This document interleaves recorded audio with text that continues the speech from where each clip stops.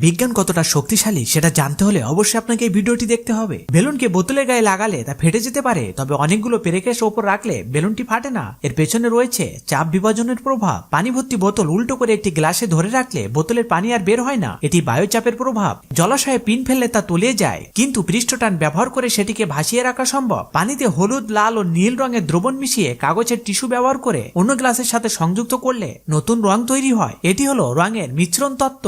দুইটি বই একে অপরের সাথে পাতা গুজে রাখলে তা এতটাই ঘর্ষণ সৃষ্টি করে যে একটি পানির ড্রাম সহজেই তোলা যায়। কাগজের এমন ছিদ্র করা হলে তা সিডি ডিস্কের চেয়ে ছোট, তা কেবল ভাঁজ করলেই সিডিটি সহজে পার হতে পারে। এটি জ্যামিতিক টোপোলজির এক উদাহরণ। রংধনু আকৃতির চকলেট দিয়ে একটি বৃত্ত তৈরি করে তার মাঝে অল্প পানি দিলে রংধনু ধীরে ধীরে কেন্দ্রীভূত হয়। নুনের পানি তৈরি করলে ডিম ভেসে ওঠে, এটি হলো ডেটস এর বিস্ময়কর বৈশিষ্ট্য। কাচের একটি ছড়ি তেল জাতীয় দ্রবণে রাখলে তা অদৃশ্য হয়ে যায়, এটি হলো আলোর প্রতিসরণ। এখন কিছু লাইক সাবস্ক্রাইব পাওয়া যাবে কি?